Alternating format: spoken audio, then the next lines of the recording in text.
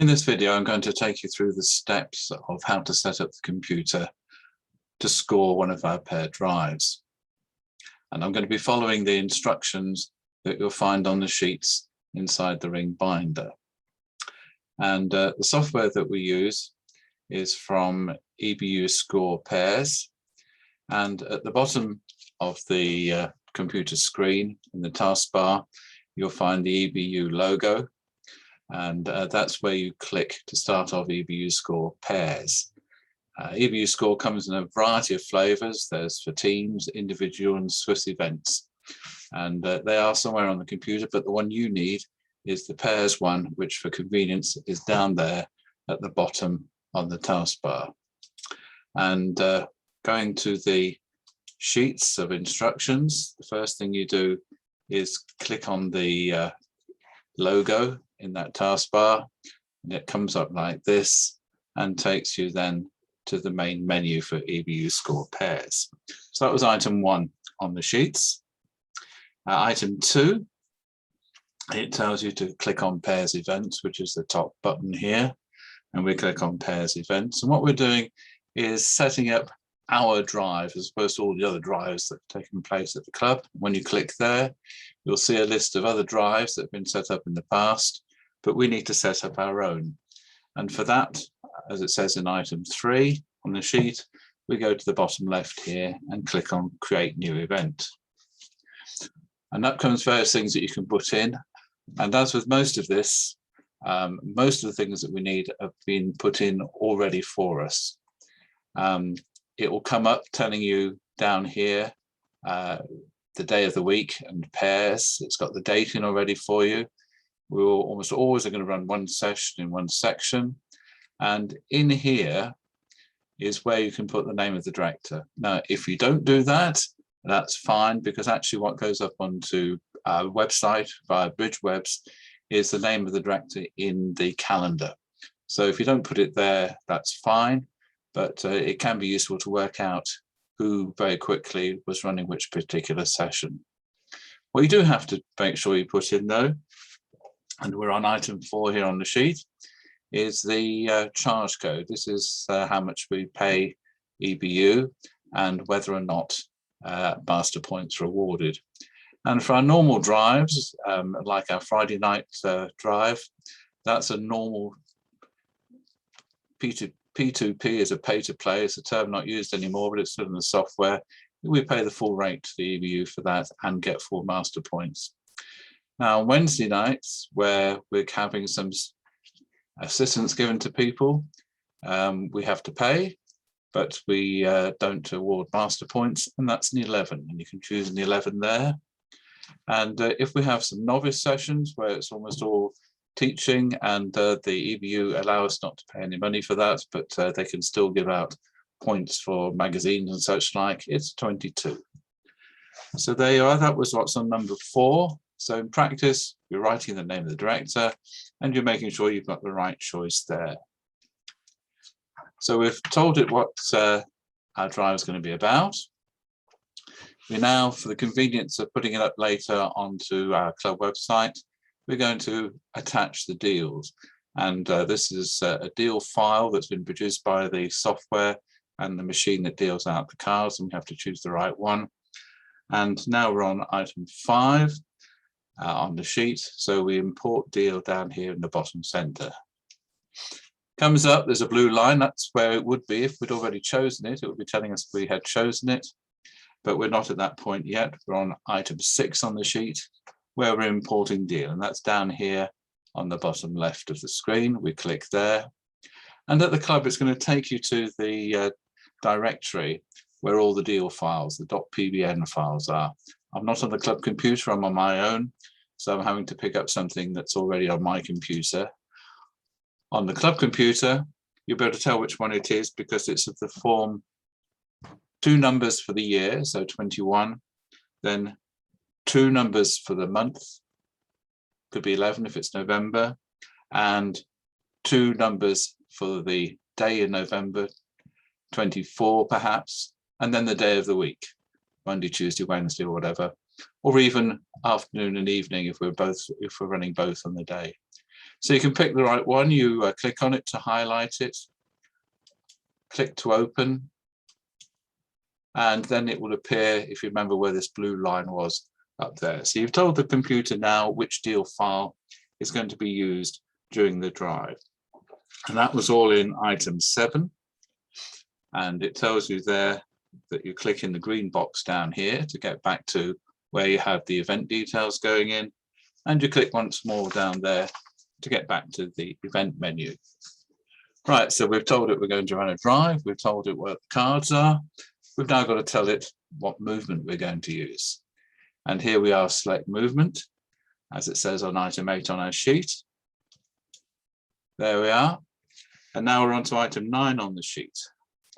And to make it easy for everybody, rather than use the full power of EBU Score, which has lots and lots and lots of different movements in it, we've chosen just a few that the club usually use.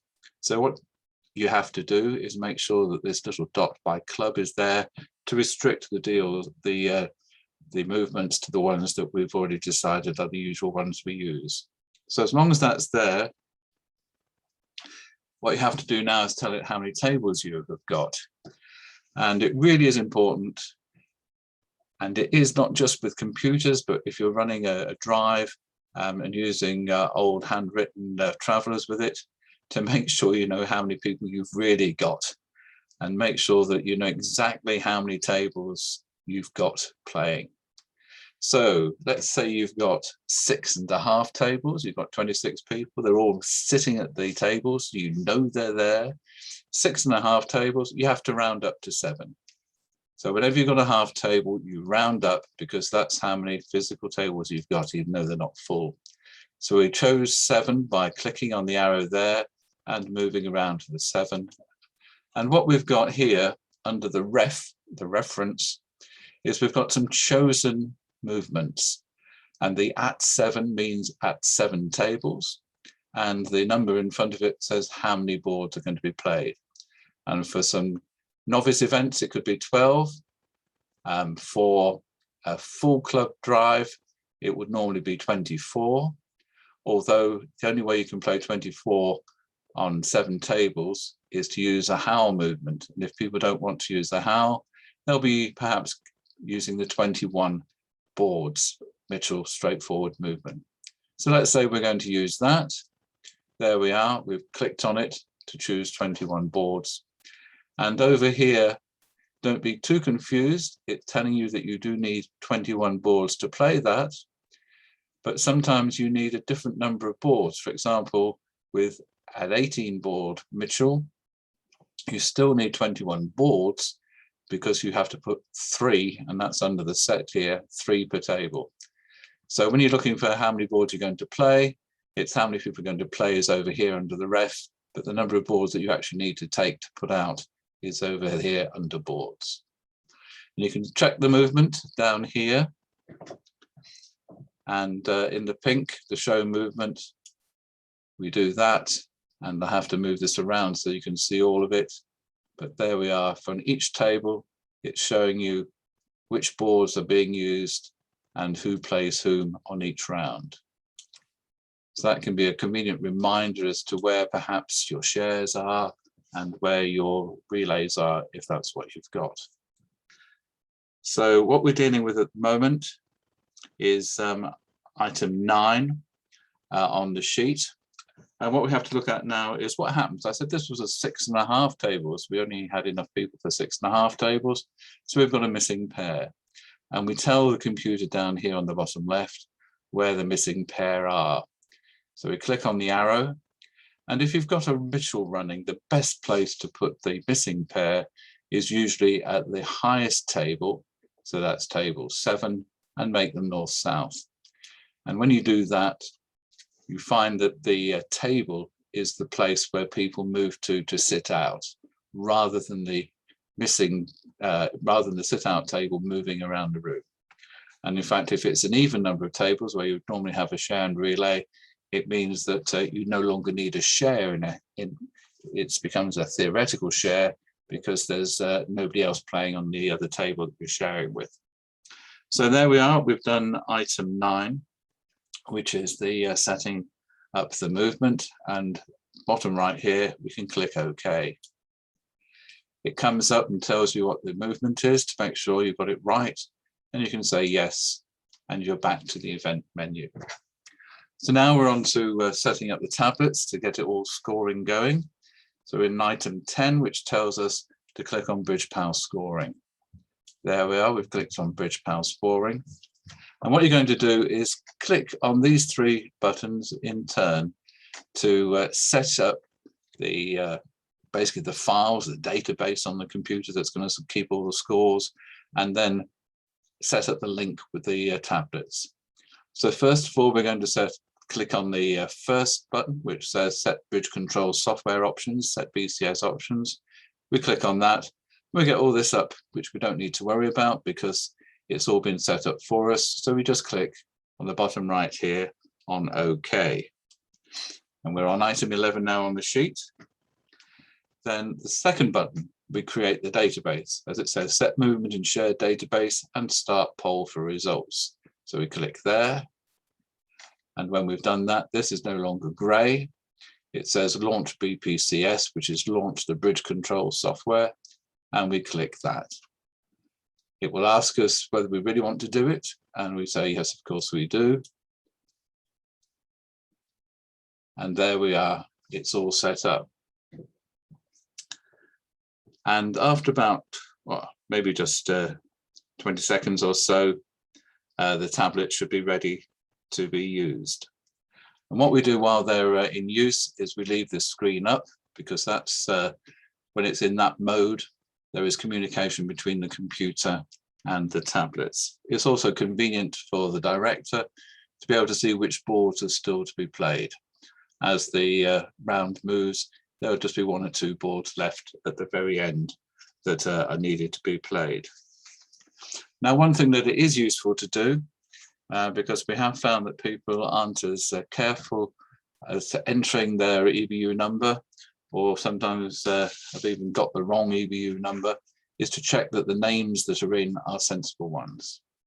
And if we now can go back, so very briefly, what we'll do is we'll do return. And at the moment I'm on section 13 on the sheet, so I'm pressing return to get back to the event menu. And the second one down is player names. If I click on player names, then normally all the names that have been entered will be up here. Now, if one's missing or wrong, you can type over it. So I can type in my own name here. And it will come up. And in fact, if I click on the name there, it has even picked up my EBU number. So if you've got one in that looks wrong or is wrong, you can actually just type the name over and it will come up, and you can be sure about that. So having done that, made sure they're all okay, we can go back and we can say, okay, we've finished with that. And what we want to do is go back to the BridgePal scoring. And as I said before, we leave that all up with the boards showing which boards are in play. So that was item 13 on our sheet. We now move on to item 14, which says check that they're all finished. Well, I'm not at that stage here, but let's pretend it's all done and all the boards have been played. If you know they've been played, but it's still showing one or two up there as not having been played, then this button down here called read all results will actually make sure that they're all taken in off the tablet. So you can click on that and it says you want to read them all. And I say, yes, I do. There we are. That's all done. And I can now return back to the event menu. Now, I'm not going to cover enter scores, but there is a separate sheet in the ring binder telling you that if somebody has put a score in wrong and it needs to be changed, you can make that change. And the best way is to make it on the tablet as soon as you can. But if you can't, then you can do it in EBU score, but you wait until all the tablets have finished their use. because if you alter it in the software, the tablets will overwrite it. So you wait until the end if you've got to change any scores. But that's on a separate sheet. I'm not going to cover that. What I'm going to do is move on to now item 16 on the sheet, which is about getting the reports up onto the internet. So we click on reports, and as it says in number 16, down here, there's a green one called Internet Reports, and we click on that. Now, getting the results up onto the Bridge Club's website is really, really simple. Up on the top left here, and I'm now on item 17 on the sheet, it just says upload BridgeWebs, and the CSV file is the comma separated variable file. It's just the way it's presented, but you don't need to worry about that. All you do is click on that, and up the results will go to the club's website. And at that point, it's a good thing to go to the website and I haven't set it up here to do that, but at the club, it will come up with the club's website, and you can let everybody look on the television to see what has happened and how well they've done. Move on now to number 18, which is getting the results up onto the EBU website so that they can take their money off us for having run a drive. We press on the button here, create the EBU UMS file. Now it's warning me because I haven't actually got any scores in. Normally you will have all the scores, so you won't get a warning. This one, again, I've got a warning because nobody's played any boards, but you shouldn't have that normally. And then a file comes up showing you all the people's EBU numbers. It's only got me because I'm the only one who's registered in this demonstration, but normally you would have all the EBU numbers in there. Again, it gives you another chance to make sure that everybody's put their EBU number in correctly and got the right name. You, with the usual X at the top right hand of that screen, you can remove that, and then you go to the EBU website and log in, and up at the top right is a submit button, which you click, and then you browse to go to the XML file. And again, on the sheet, it will tell you exactly where those are, but normally it will come up automatically and show you where they give you a list.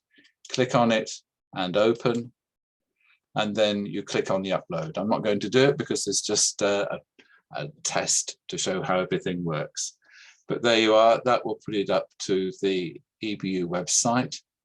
And we were on number 19 for that. And then all we have to do is finish it off. So as it says in number 20, it's lots of returns, exit event, return to main menu, exit, and we're out of the computer program. So that's the scoring done. If anything goes wrong with any of the uploads, you don't have to worry about it. Just let me know.